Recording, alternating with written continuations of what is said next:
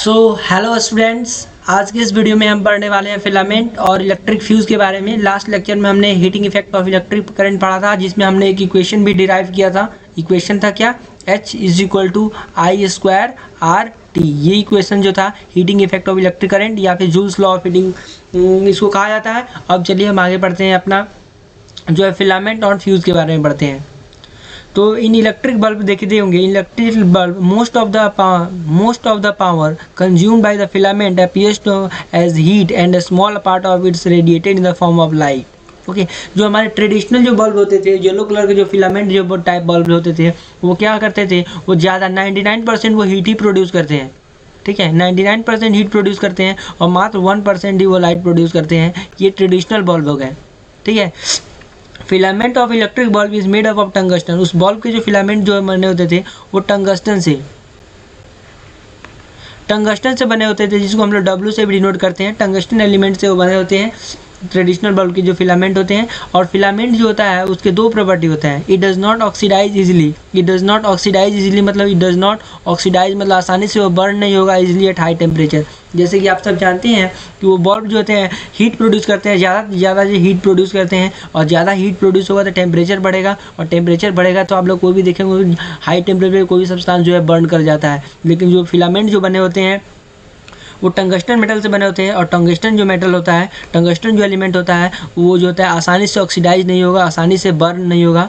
Which does not burn easily at high temperature, यानी temperature कितना हो हीट प्रोड्यूस कर दे वो आसानी से बर्न नहीं होगा। उनकी जो मेल्टिंग पॉइंट होती है वो ज़्यादा होती है, बर्निंग पॉइंट भी ज़्यादा होती है। It has high melting point, उनकी जो मेल्टिंग पॉइंट होती है वो ज़्यादा होती है, और आसानी से वो बर्न नहीं करेंगे, आसानी से वो जो है ऑक्सीडाइज नहीं होते हैं। इसलिए जो हम लोग टंगस्टन का इस्तेमाल करते हैं, इसलिए हम लोग टंगस्टन का ही जो है फिलामेंट जो है बनाते हैं।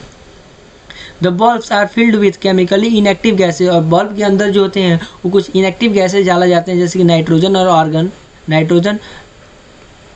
नाइट्रोजन और आर्गन जो है उस बल्ब के अंदर जो है इनएक्टिव गैसेज डाले जाते हैं, क्योंकि अगर जो हीट प्रोड्यूस हुआ तो जानते हैं कि ऑक्सीजन जो है आसानी से रिएक्ट कर लेगा, और ऑक्सीजन यदि रिएक्ट कर लेता है तो क्या होगा, वो बल्ब जो है वहीं पे जल जाएगा, बर्न हो जाएगा, हम लोग लाइट जो है प्रोड्यूस नहीं करेगा। इसलिए हम लोग जो है इसमें नाइट्रोजन गैस और आर्गन गैस जो है उसमें फिल करते हैं। जो ये कि क्या है, ये सब जो गैसेज है वो इनएक्टिव गैसेज है।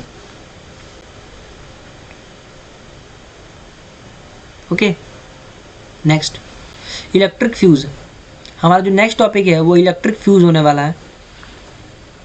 इलेक्ट्रिक फ्यूज़ क्या होता है, तो आप लोग देखे होंगे, लोग घर के पास जो है हमारे जो मेन मीटर होता है उसके पास एक फ्यूज़ लगा रहता है। ठीक है, फ्यूज़ लगा रहता है, उसे हम इलेक्ट्रिक फ्यूज़ बोलते हैं। उसका क्या काम होता है ये सारी जानकारी हम लेंगे इस वीडियो में। तो it is a safety device. Fuse क्या होता है, फ्यूज़ एक सेफ्टी डिवाइस है जो हमारे अप्लायंसेज को, हमारे घर के अप्लायंसेज को जो है क्या होता है, डैमेज होने से बचाता है। विच protect electrical appliances in case of short circuit और ओवरलोडिंग। यानी हमारे अप्लायंसेज को, कोई भी अप्लायंसेज होगा, टीवी हो गया, फ्रिज हो गया, इलेक्ट्रिक हीटर हो गया, ये सारे अप्लायंसेज को क्या होता है, डैमेज होने से बचाता है, और यहाँ पे बोले तो शॉर्ट सर्किट ओवरलोडिंग से बचाता है। तो शॉर्ट सर्किट क्या होता है, ओवरलोडिंग क्या होता है, ये भी हम बात करेंगे। तो सबसे पहले हम बात कर लेते हैं शॉर्ट सर्किट की। तो शॉर्ट सर्किट वो कंडीशन होता है जिसमें लाइव वायर और न्यूट्रल वायर क्या होते हैं, एक दूसरे को यदि टच करते हैं तो इसको बोला जाएगा, यहाँ से बोला जाएगा, इसको बोला जाएगा हम लोग short circuit. When live wire comes in contact with a neutral wire then this is called short circuit. And overloading क्या होगा,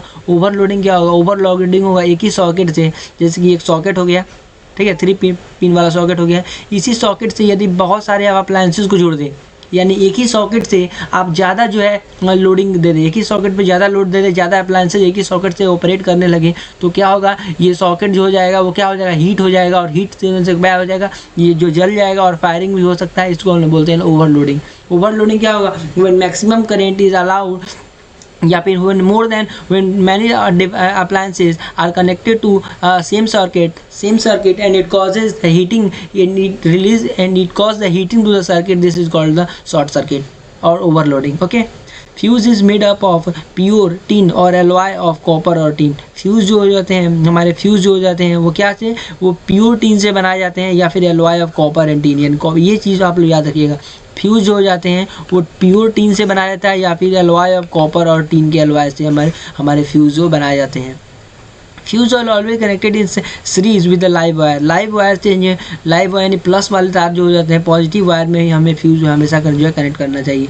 फ्यूज़ के पास होता है लो मेल्टिंग पॉइंट होता है। लो मेल्टिंग पॉइंट इसलिए होगा, अगर ज़्यादा करंट जो है पास करेगा तो फ्यूज़ मेल्ट हो जाएगा और हमारा सर्किट जो है, हमारा कोई भी अप्लायंसेज जो है वो प्रोटेक्ट रहेगा डैमेज से। Current capacity of the fuse is slightly higher than that of the appliances. Appliances का हायर, जैसे कि हमारा फ्रीज हो गया, जैसे कि हमारा फ्रीज हो गया, यदि फ्रीज का जो करंट कैपेसिटी है वो 9.5 एम्पियर होल्ड करने की है, इसमें से फ्यूज जो है वर्क करेगा। अगर इतना एम्पियर पे हमारा रेफ्रिजरेटर जो है वर्क कर रहा है तो हमारा जो फ्यूज जो होगा, फ्यूज का जो रेटिंग होगा वो 10 एम्पियर का होगा। यानी अप्लायंसेज की रेटिंग से थोड़ा रेटिंग बढ़ा के हम फ्यूज जो उतना ही रेटिंग का हम लगाएंगे। यदि आप लोग 5 एम्पियर का फ्यूज लगाइएगा फ्रीज में तो क्या होगा, वो बर्न कर देगा, ये जो है फ्यूज जो है मेल्ट हो जाएगा, जिससे करंट जो है फ्रीज में नहीं पहुंचेगा और सर्किट जो है यहीं से ब्रेक हो जाएगा। अगला टॉपिक हमारा होने वाला है इलेक्ट्रिक पावर।